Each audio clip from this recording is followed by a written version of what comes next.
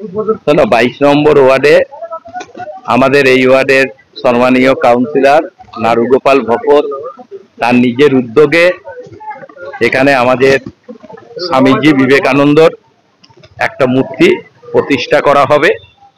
তারই আজকে ভিট পুজো করা হলো। 1 মাসের মধ্যে এখানে মূর্তিটা প্রতিষ্ঠিত হবে।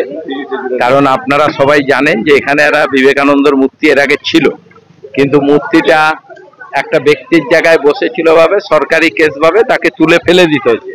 কিন্তু এটা মানুষের কাছে একটা সেন্টিমেন্ট, বিবেকানন্দর মূর্তি সরে গেল, মানুষ একটা ভুল বোঝাবুঝির জন্য কিন্তু সেটা যার জায়গায় বসিয়েছিল সে মামলা করে তুলে দিয়েছে। সেইটা যাতে মানুষের মনে আবার যাতে ঠিক থাকে যে না, সেই বিবেকানন্দ এখানে আছে, তার জন্য আমাদের কাউন্সিলর উদ্যোগ নিয়েছেন এখানে আবার নতুন করে একটা বিবেকানন্দর মূর্তি 1 মাসের মধ্যে প্রতিষ্ঠিত করা হবে। তারই ভিট পুজো হলো, আমি এখানে উপস্থিত হয়েছি।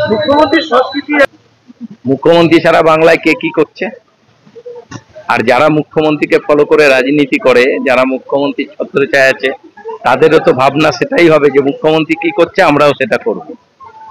ওই জন্য কাজ হচ্ছে। এইসব কাজ তো রাজনীতির ঊর্ধ্বে কাজ, এগুলো সামাজিক কাজ, এগুলো আমরা সারা বছরই করি, পার্টির সঙ্গে সঙ্গে সব কাজও করি। ভালো হবে, মূর্তিটা এখানে বসলে প্রতিবার অনুষ্ঠান হবে একটা করে, সেটাই একটা ভালো ব্যাপার।